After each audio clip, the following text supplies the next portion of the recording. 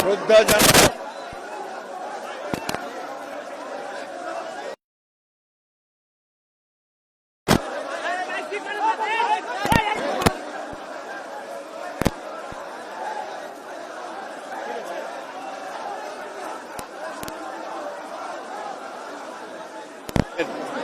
মাজারে শ্রদ্ধাঞ্জলি অর্পণ করতে এসেছে।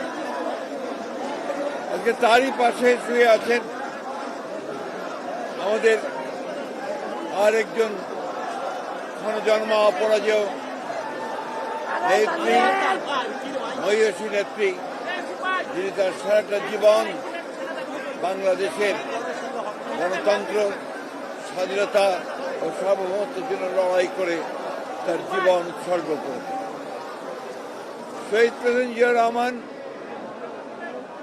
বাংলাদেশের রাজনীতিতে একটি এমন নাম, যে নাম প্রতি মুহূর্তেই স্মরণ করতে হয়, যিনি বাংলাদেশের স্বাধীনতা ঘোষণা করেছিলেন, পরবর্তীকালে বাংলাদেশে গণতন্ত্রকে এবং বহুদলীয় গণতন্ত্রকে তিনি পুরো প্রবর্তন করেছিলেন, সংবাদপত্রের স্বাধীনতা নিশ্চিত করেছিলেন, বিচার বিভাগের স্বাধীনতাকে নিশ্চিত করেছিলেন এবং অর্থনীতিতে একটা বটমলেস বাস্কেটে অভিত হওয়া বাংলাদেশকে সমৃদ্ধির অর্থনীতিতে পরিণত করেছে।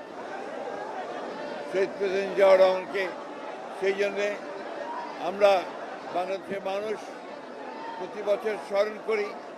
তার অনুসৃত যে পথ, সেই পথে আমরা সামনের দিকে এগিয়ে যাই, একটা উদার গণতান্ত্রিক বাংলাদেশ প্রতিষ্ঠা করবার লক্ষ্যে আমরা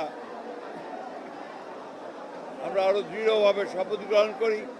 এবং আজকে যখন ফেব্রুয়ারি মাসে 12 তারিখে নির্বাচন ঘোষিত হয়েছে, একটি ছাত্র গণতার অভ্যুত্থানের মধ্য দিয়ে যখন ফ্যাসিস্ট হাসিনা পালিয়ে গেছে, তখন আবার নতুন করে ধ্বংসপ্রাপ্ত অর্থনীতির বাংলাদেশকে গড়ে তোলার জন্য, গণতন্ত্রকে প্রাতিষ্ঠানিক রূপ দেওয়ার জন্য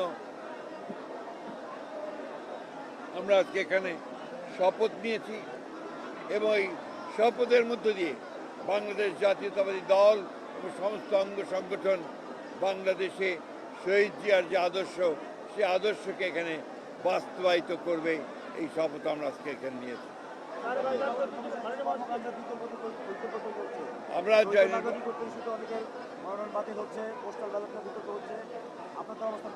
এটা বরাবরই আপনার নির্বাচন কমিশনের যখন বাছাই হয় তখন কিছু সমস্যা থাকে, এটা নতুন কোনো ব্যাপার না। আমরা এখন পর্যন্ত নির্বাচন কমিশনকে দেখেছি যে মোটামুটিভাবে তারা যোগ্যতার সঙ্গেই কাজ করছে।